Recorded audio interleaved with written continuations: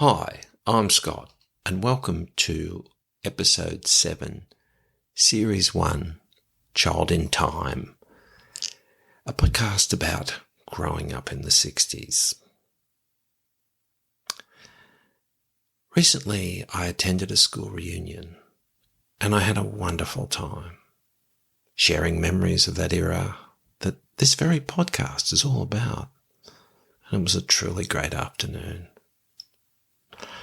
But it's funny sometimes. It's hard to move past a conflict you had with someone, even if it was all those decades ago. There was someone at the reunion, and I'm going to say this in public, Trevor, right on this podcast. You still are a stupid poo bumhead. No returns.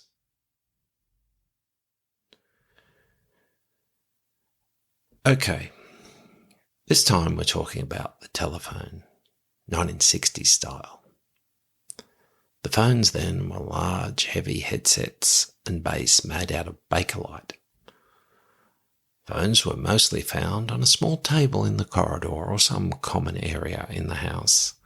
There was often a chair, because you weren't going very far. The length of the phone cord made sure of that. In our little house, the phone was very centrally located, so there was no privacy to speak of. Every year, huge phone books would appear on our doorstep.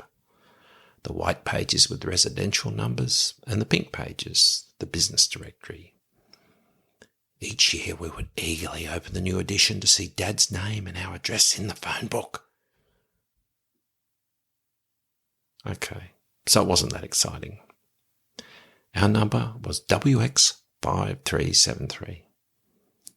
By the mid-60s, the alphabetic codes were changed to numbers. Phones were available in a wide range of colours.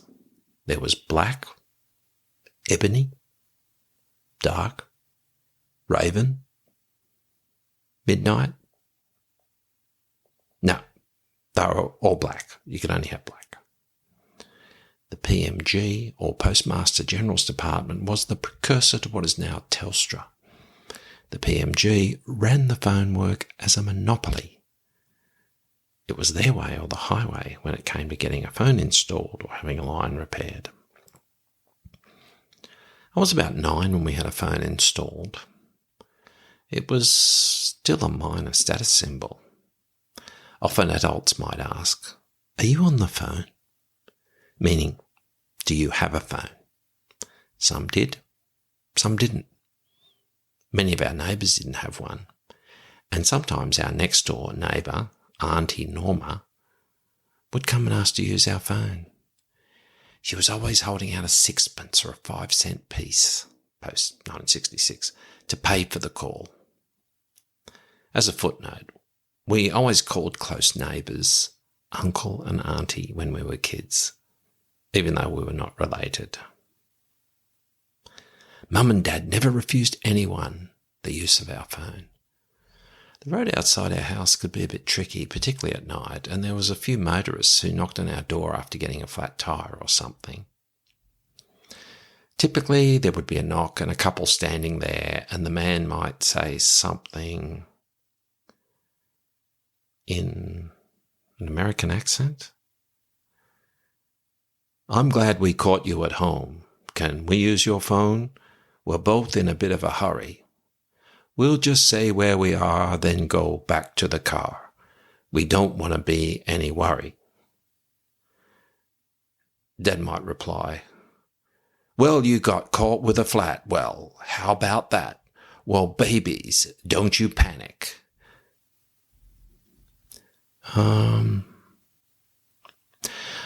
I think someone in my team has inserted lyrics from the Rocky Horror Picture Show into my script.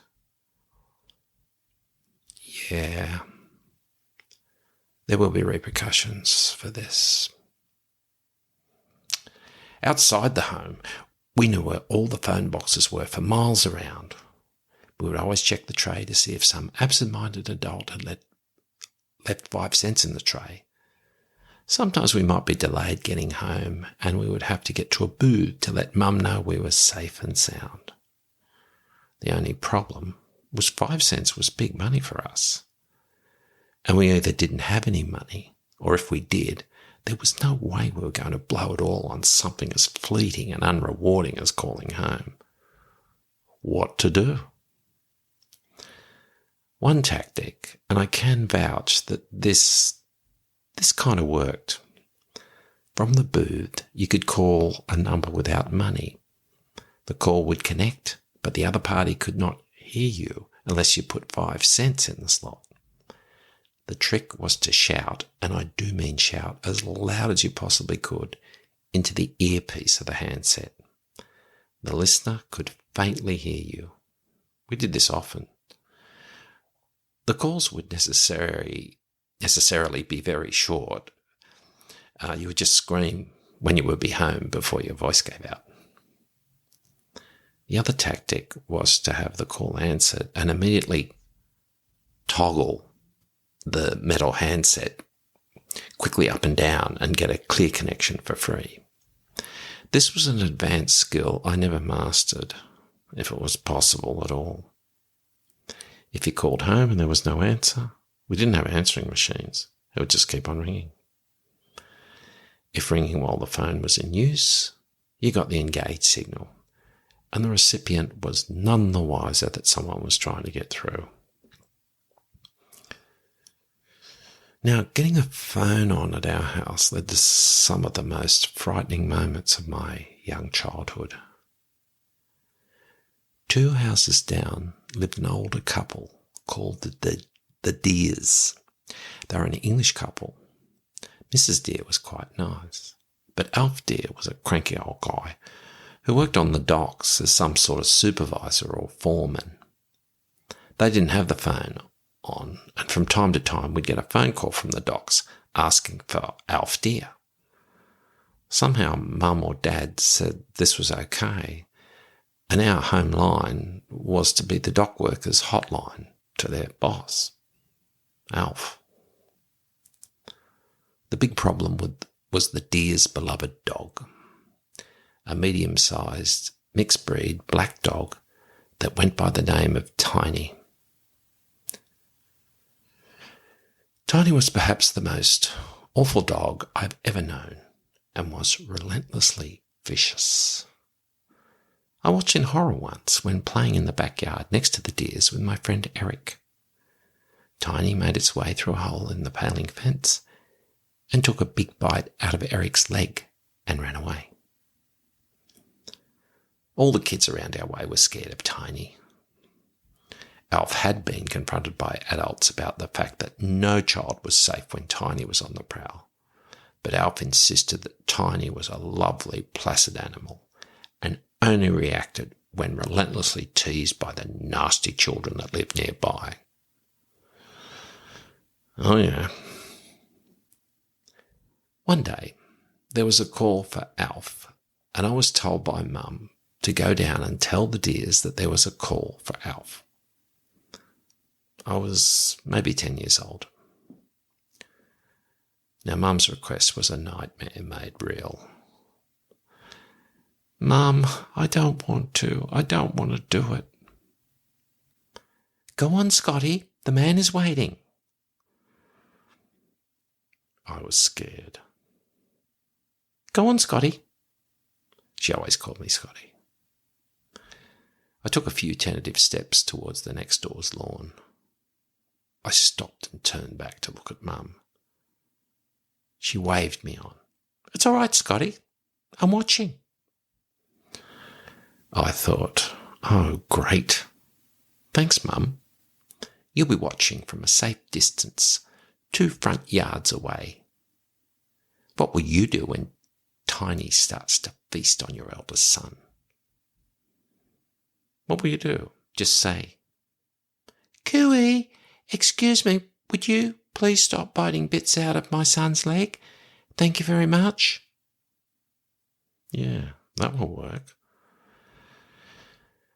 I got over the low picket fence and onto the door's lawn, and there was no sign of Tiny.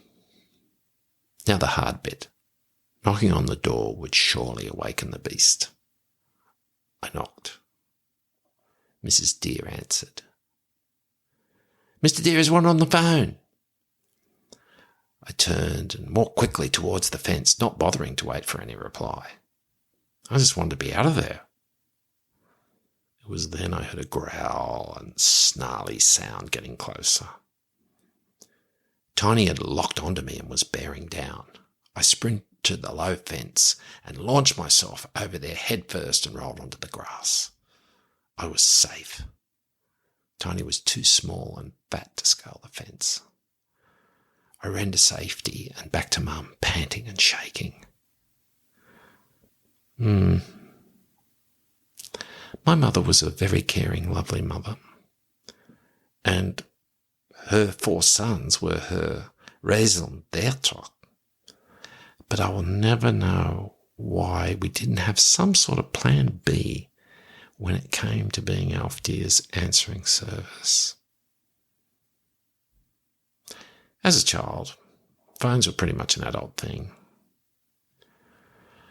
I'd be called to the phone to speak to a relative who had rang to wish me happy birthday and such. I would never think to ring a friend for a chat. I saw my friends at school and I could go around and see them or meet them in a park. When we left the house, we were free.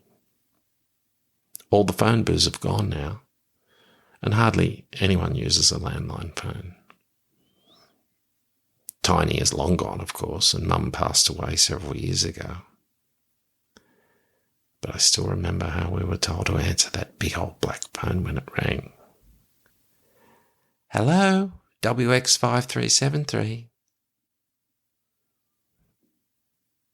Thanks for listening.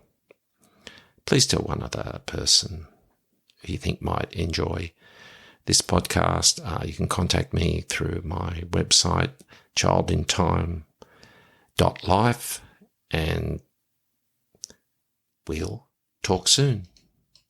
Bye.